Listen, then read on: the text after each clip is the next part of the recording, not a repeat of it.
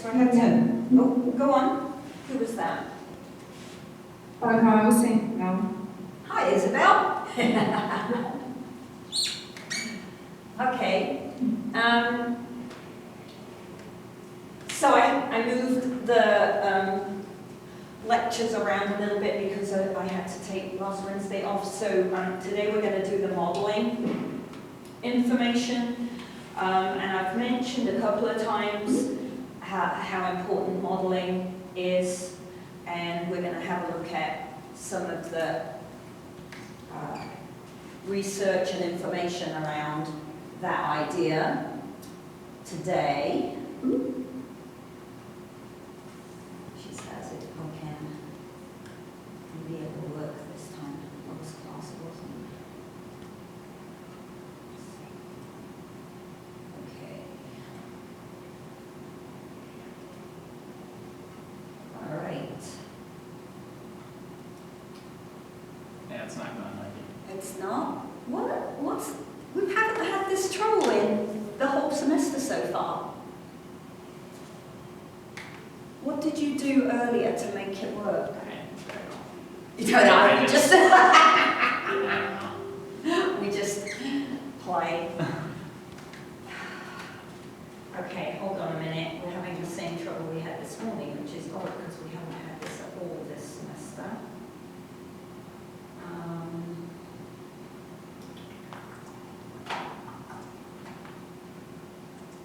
Turn that off there. Close the power. Let's reopen the power.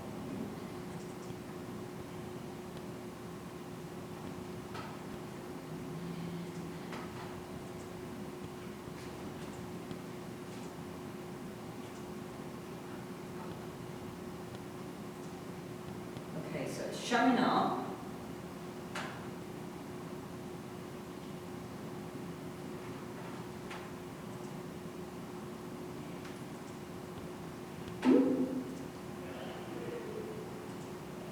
Is it working this time? I mean, it's on the same screen. The issue is when you start the presentation, like when you go into full When you screen. go into the full presentation? Yeah. I wonder what that is all about. Well, we'll just keep it on the small version then. Can live with that.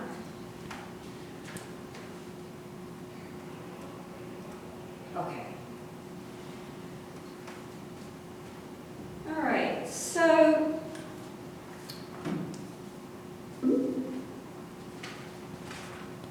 you've probably got the picture already that I get a little bit frustrated with the situation with preschools and childcare centres, given what we know about how children develop their fundamental motor skills, and given what is happening with obesity and overweight in that population at the moment.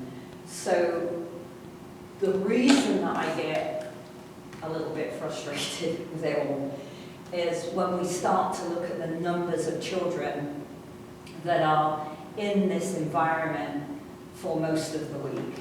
So somewhere around 60% of preschoolers in the US spend the vast majority of their day in some form of childcare facility, whether that's a formal preschool, whether it's like a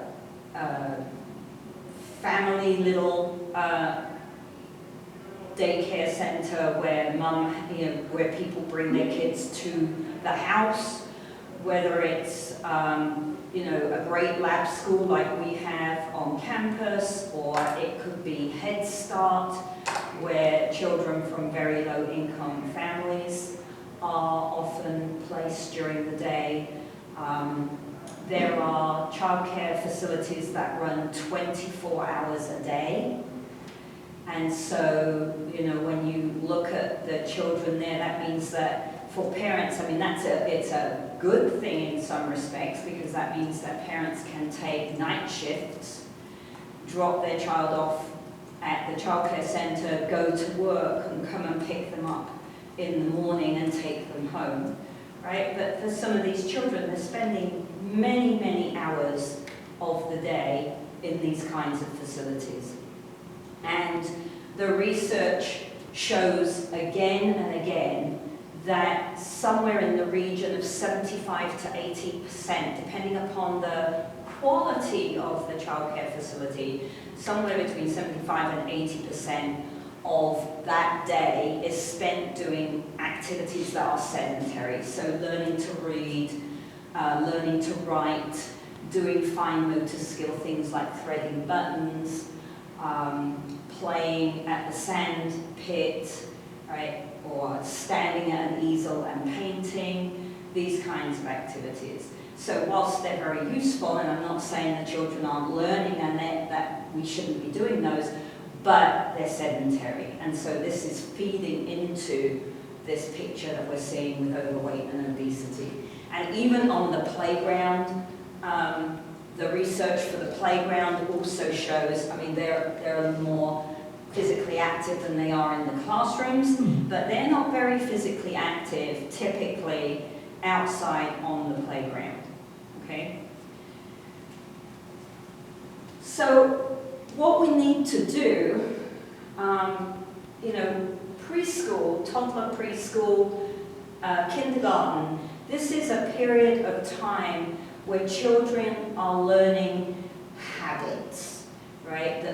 And so it becomes a habit and we just do it, we don't think about it, right? So cleaning their teeth, eating fruits and vegetables. You know, if you don't model eating fruits and vegetables and you don't provide fruits and vegetables, then why are they going to eat them, right?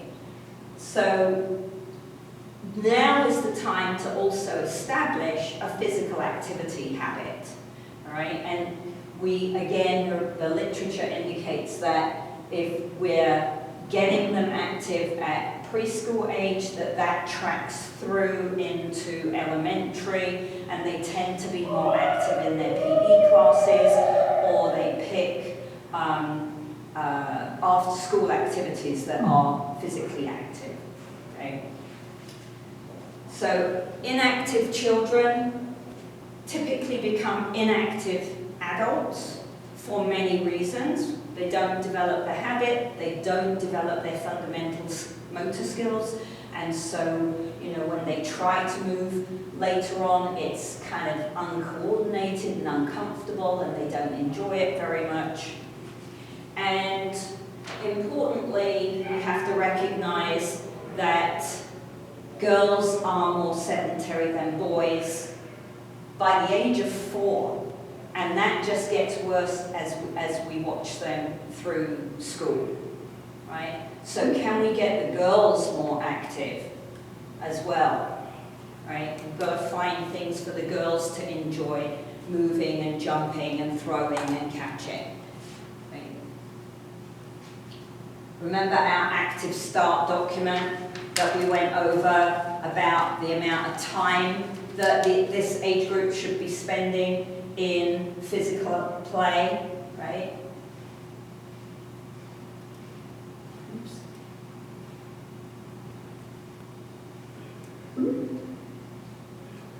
So one of the problems that I've mentioned before is that not all early childhood degree programs require those students to take any kind of motor skills or motor development in them. And so, you know, then they're in a position where even if they think they should be doing some movement, more movement stuff, they don't have the skill set, they don't know how to teach it, they don't know what is appropriate to teach, at what point, and things like that, right? So they're really at a disadvantage. So we have that problem in New Mexico, but it's not just New Mexico, right? It's the higher education in each state dictates the degree plan for early childhood. So it depends upon the higher ed body in the state. The other problem that we face, which is deeply entrenched in kind of the history of early childhood and the belief systems for early childhood, is that you know, the teachers often feel we spend all day organizing the children's time when they're indoors.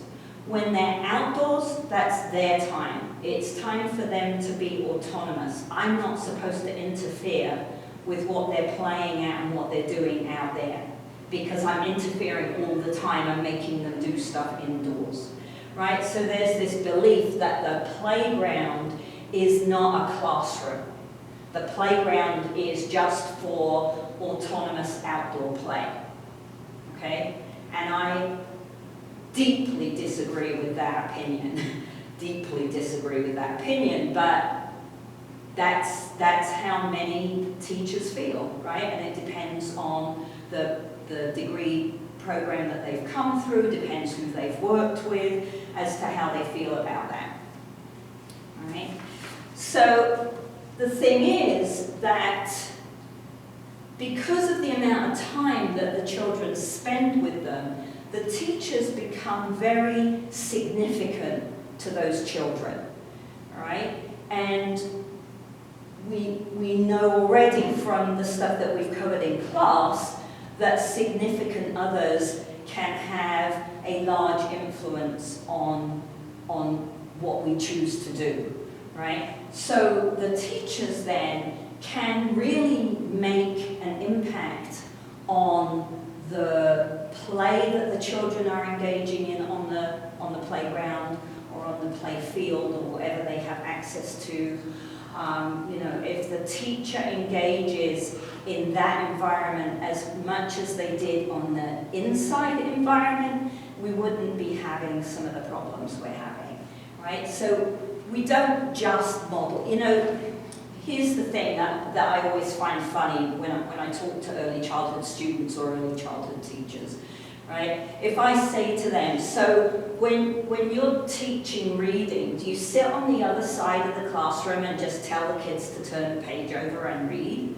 And they're like, no, we sit with them on their lap and we hold the book and we read the words with them. I'm like, well, but you don't do that outside with motor skills, right? So it's not that they don't understand modeling, because they model everything that they do indoors. It's the disconnect to the outside, to physical activity and motor skills that's occurring here, right? And what we have to try to teach them and what we have to understand is that modeling being physically active, modeling the correct form of a motor skill is very, very motivating to those children, and they're much more likely to get engaged in attempting to do that behavior, right?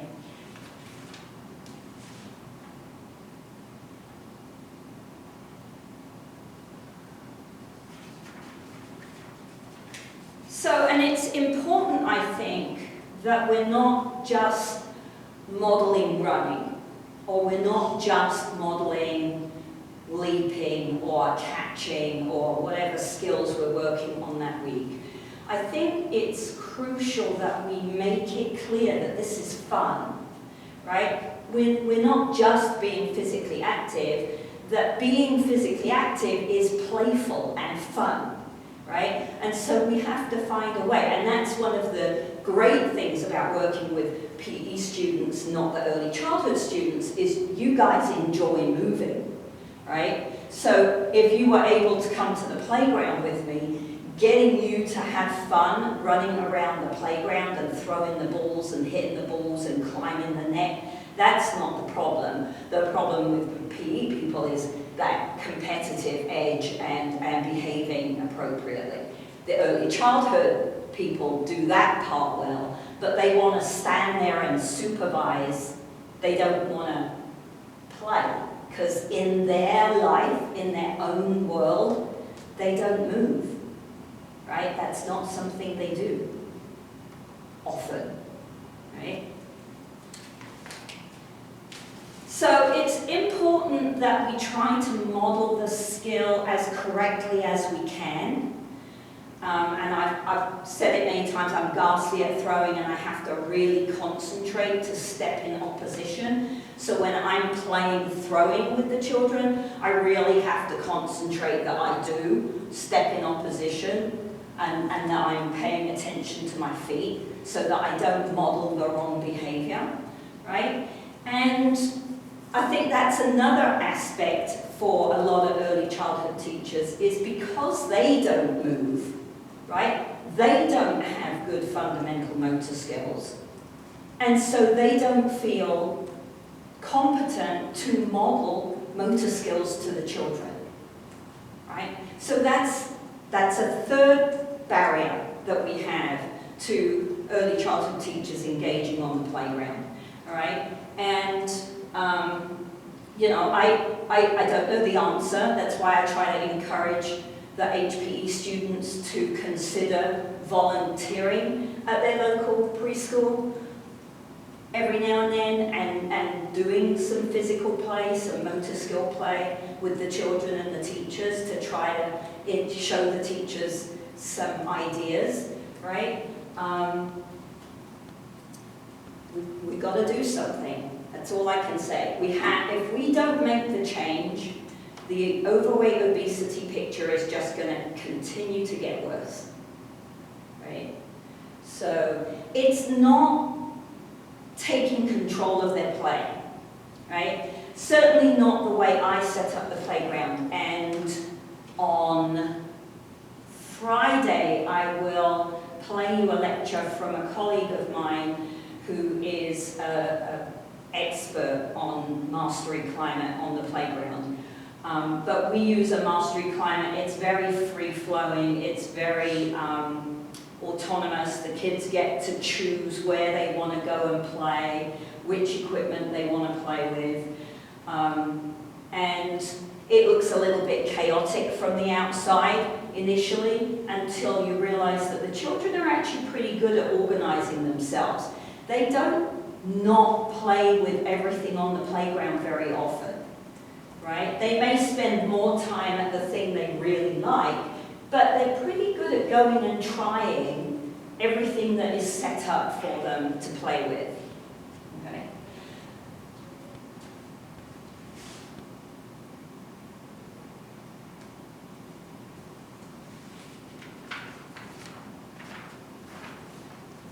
So we've got to get to know our children. We need to know their names so we're not going, oi, you, don't be doing that, right? That doesn't work with preschoolers. You've got to know who they are. You've got to get down to eye level, right? So for some of you, particularly like the big football players or the basketball players, you come onto the playground and we're working with 3 to 5-year-olds and you're this tall, then they're looking at your kneecaps.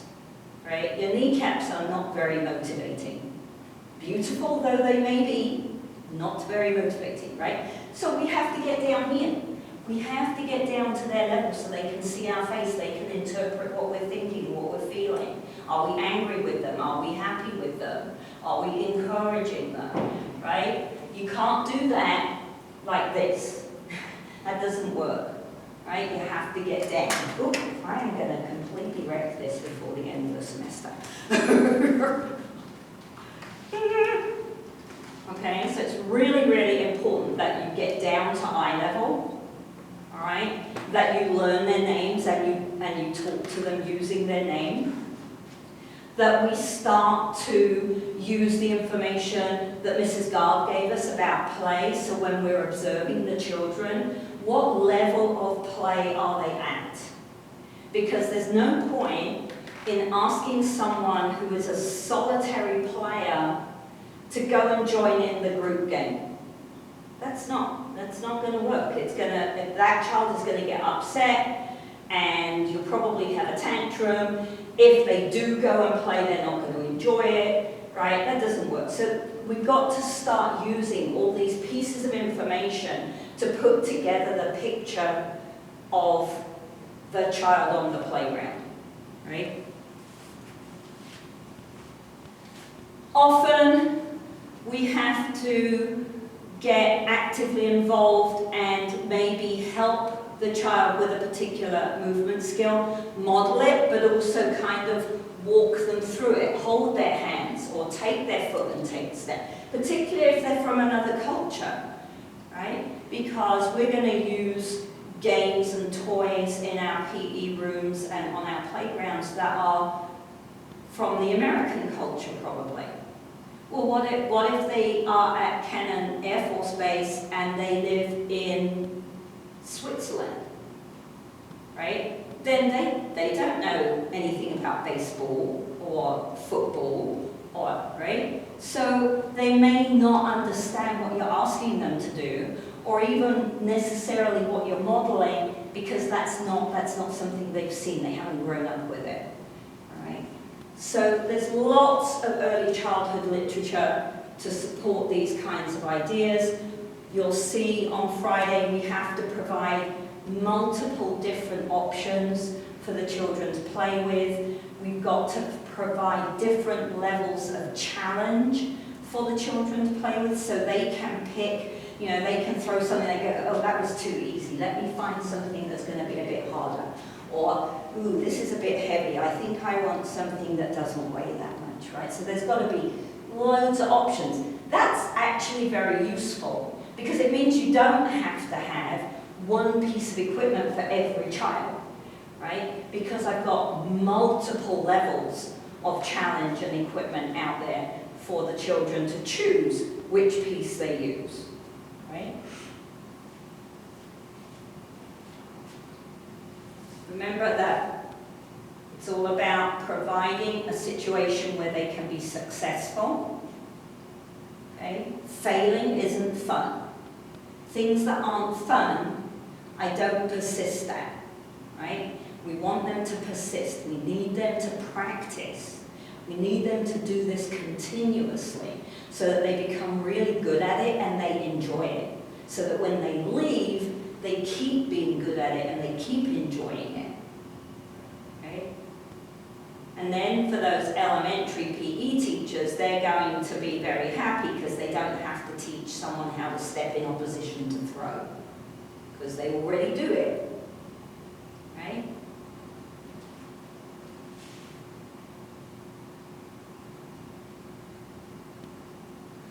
So the intervention that we run on the playground with the HPE students is specific. As I said, if you don't know what we're doing and you don't know the theory, it can look a little bit chaotic from the outside, but it actually isn't, okay? And that we have two key goals. The first is to improve their fundamental motor skills, right? And the second is to get them highly physically active. So I showed you that data that I had collected where the heart rate stayed elevated for quite some time, and that meant the children were utilizing more calories than had they not come out on the playground. Okay?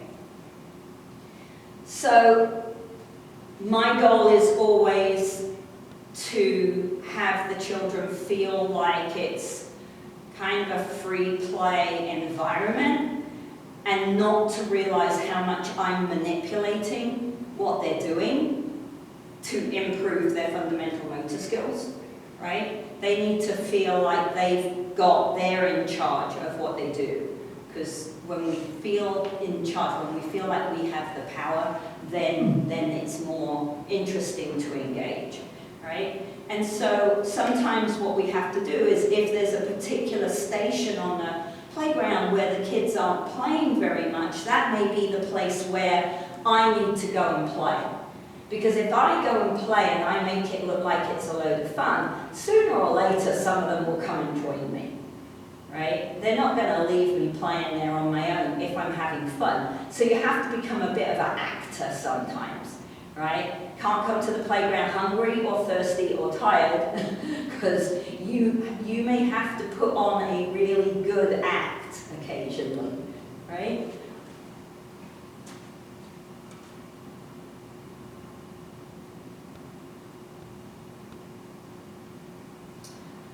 So this is obviously set up to get you ready to go to the playground. I am so sorry you are not going to get that opportunity,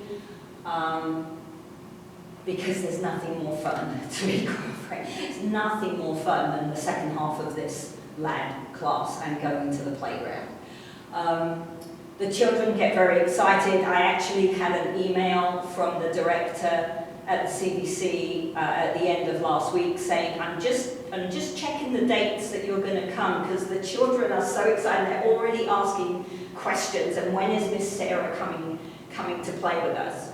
So, you know, it becomes a very important, fun session for these children. They really like it, and part of that, she says, I'm not trying to diss the early childhood teachers. They do an amazing job. I mean, I get to go play with the children for an hour. I don't have to be with them for 8 hours of the day, right? There's a reason I don't have children. It's because I love children, I don't want them in my house, right? So, you know, that one of the things that gets them excited about us is that I introduce things that the teachers don't do. I allow them to take quite a lot more risk than the teachers do. I don't run over and pick them up and cuddle them if they fall over and start crying, right? Because they don't break, right? They're okay. It's a grass playground. Now, if we were on concrete, it'd be slightly different, right? But, you know, I don't coddle them quite so much. I give them a little bit more wiggle room to do things that maybe the teachers wouldn't do, right? Rightly or wrongly.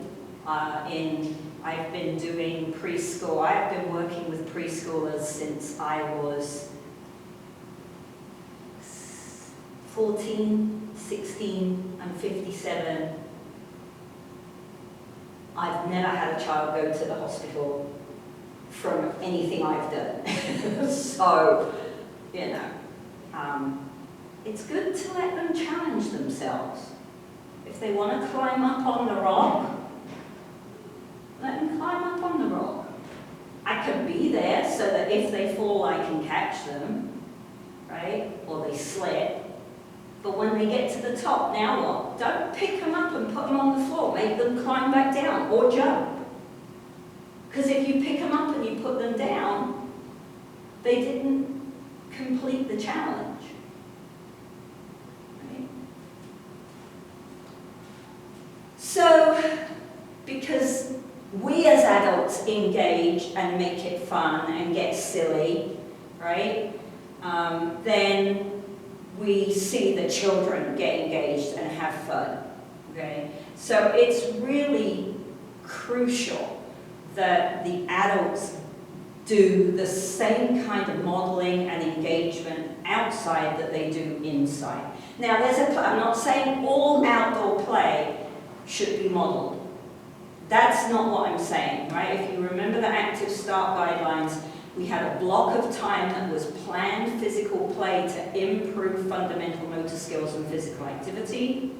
And we have a block of time that is unplanned physical play, outdoor play. Let them go do what they want to do. Provide them some toys so that if what they want to do is play a game of soccer, that would be great, right?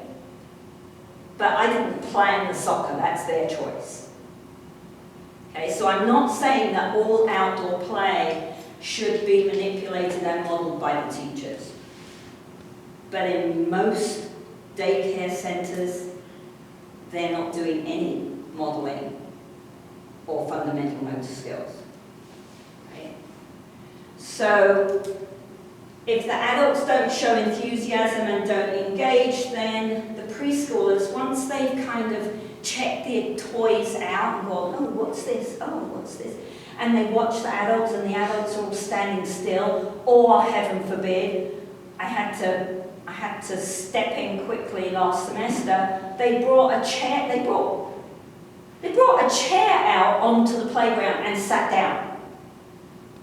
I was like, oh no, no, no, no, no, no, no, no, no, no, no, no, no. Get up. Right? I was not very popular that day, but you know, that's, you can't model this. Because if that's what you model, that's what they'll end up doing. Okay?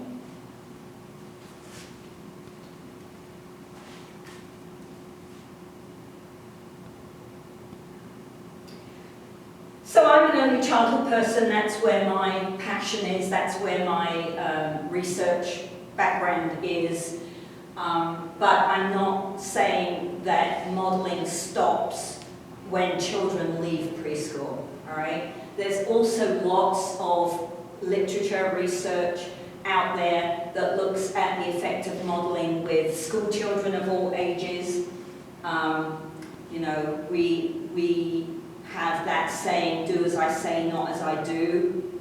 That's a horrible saying. If you want someone to do something, you have to model that, right? If I tell you guys, do not bring soda into my classroom, not having it in my classroom, right? And you come into my office and there's a bottle of Coca-Cola on the table in my office, what are you going to think about me? Right? But you won't see a bottle of Coca-Cola because I don't drink soda. It's evil. Very, very, very bad for you. Right? So we have to do the behavior that we want. Right? I want you to love this material. If I stand here going, yes, we all have to model and we have to remember when we're on the playground, is this going to be fun? Right? I want you to really enjoy this stuff and get excited about it. You can make a huge difference for these children, for your own children, for your siblings' children, for your nieces and nephews, right? So there are a lot of PE teachers still out there, old school PE teachers. We call them roll the ball out, right? They sit in the bleachers with the newspaper and they just give a load of balls out on the PE floor and tell the kids to get on with it, right? Don't you guys turn into any of that. You're not going to be that PE teacher by the time we're finished with you, okay? So there's data that shows that modeling acts as a way to communicate between PE teachers and PE students, right? Students will often comment that their PE teacher or their coach is fit, you know, and they ran a marathon last month and they can do this and they can do that and I want to be like them. You know, I don't have a lot of tolerance for fat coaches. Right? I don't have a lot of tolerance for coaches or teachers that make kids do drill work and they're not capable of doing the drill work. Right? Yeah. You want me to bust my butt on that drill? You come and do it with me. Right? That's how I view it.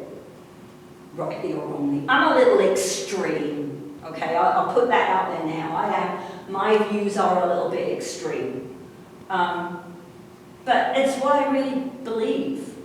You know, I think that we would have a lot more. I think that people outside of our job market would have more respect for us if we did more modeling of what we're expecting the children to do. Right? If we're in shape, if we eat well, if we drink plenty of water, and we exercise regularly, and we can play, then I think people would take us more seriously. But I could be completely wrong because that's an opinion. I don't have any research to back that up. All right? But we do know that individuals mimic people they like or admire. So think back in your childhood. Those of you who are physically active or are competitive athletes. Or if you're physically active, you train a lot, but you don't compete, but you like to move and be in shape, right? Why? What was it back then that got you excited about being a soccer player or being a softball player or being a basketball player? Right? So I was a gymnast, and I have very vivid memories of the 1972 Olympic Games. My parents had a little black and white telly, and they would put the Olympics on, and I watched the gymnastics that year, and I said to my parents, I want to do that. And I was lucky because there was nowhere near where we lived to do gymnastics. So they took me several times a week to a gym club that was nearly an hour's drive away so that I could do gymnastics. So I was very lucky that they supported that, right? But sometimes it's a sibling, right? Sometimes you have an older brother or sister who is doing basketball, and you love your older brother and sister, and you want to go play with them, right? Or it might be like me, that you look up to, probably even now, right? How many of you have a favorite team or a favorite player in your particular sport, right? And that's the person who you watch video of, and you're like, okay, if they're doing this, I can try and do it, right? So even as adults, models are very important to us. Okay? So it's important that you go and model a healthy lifestyle, that you model correct fundamental motor skill behaviors, right? That you try as many different sports as you possibly can, right? So that you can have motor learning, you can have new movement skills in your repertoire to share later on, right?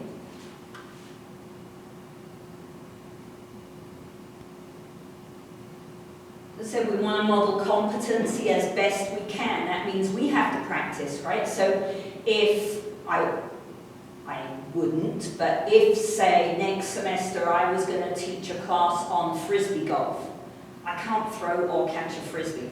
I would have to spend a lot of time this summer learning how to throw and catch a frisbee, because otherwise I'm going to look a bit silly in front of this class, right? And how am I going to get them excited about playing frisbee golf if I can't throw a frisbee? Okay? So we have to practice sometimes to be good at modeling certain things, all right? We have to remember to take in our constraints.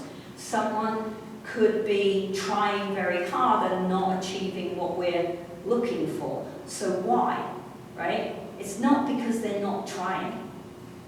That hardly ever happens, at least in our domain, right? It's very rare that you get someone that just does not try to do the movement properly, right? Because that's not how we're wired. We want to be successful, okay? So everybody tries their hardest, so don't tell them to try harder. They're already trying as hard as they can. What else is going on, right? Use your constraints theory to identify maybe the cause of the incorrect motor pattern that you're getting. Right?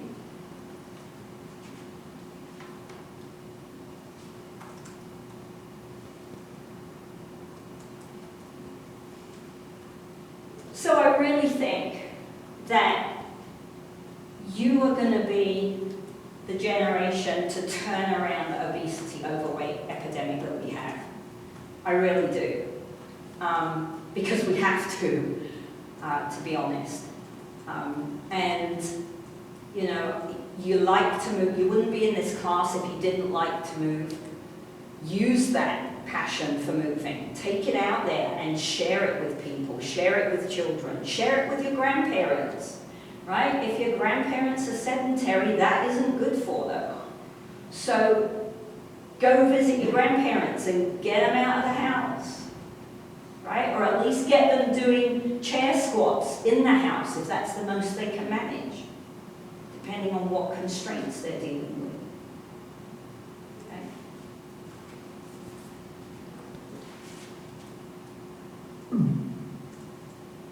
And that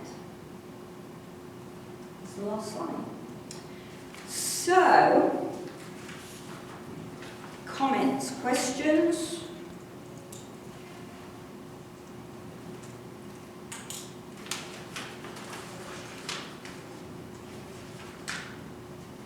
No, ma'am. No? Do you all think I'm completely crazy now? All right, so up on Blackboard there are 2 articles that I want you to read that are connected to this concept. They are from practitioner journals, so whilst they are theoretically based and very valid, they're real easy to read. All right, the first one is called Coaches and Teachers as Active Role Models, and that's got 3 different people giving an opinion about coaches and teachers being more physically active and modeling what they're teaching, okay? And then the other article is called Physical Educator, Role Model, or Roll the Ball Out, okay? So, as I said, those are both really easy to read. And they, I like them because they're older children based, they're not preschool, and most of my information is preschool, and I know that not a lot of you are going to work with that population, although most of you will have kids and live with that population for a while. But I think sometimes it's useful to look at something that's more in the ballpark of the individuals you want to work with, okay? So, that's what I have for you on modeling. Questions, comments? Yes, ma'am. I have a question about the assignment. Sure, which one? The BMI. BMI, okay. I was trying to look at it earlier. I couldn't figure out where the data that were supposed to be calculated. Uh-oh, did I forget to open the spreadsheet? Okay, I will, I thought I had opened the spreadsheet. Okay, I will check that straight away. And that's due today, right? Yes, ma'am. So if I didn't open the spreadsheet, which would be immensely silly, though possible, I will send out an email and I'll add an extension to the deadline, okay? Because you can't meet the deadline if you don't have the data. That would be a little daft. Okay, thank you for letting me know. No problem.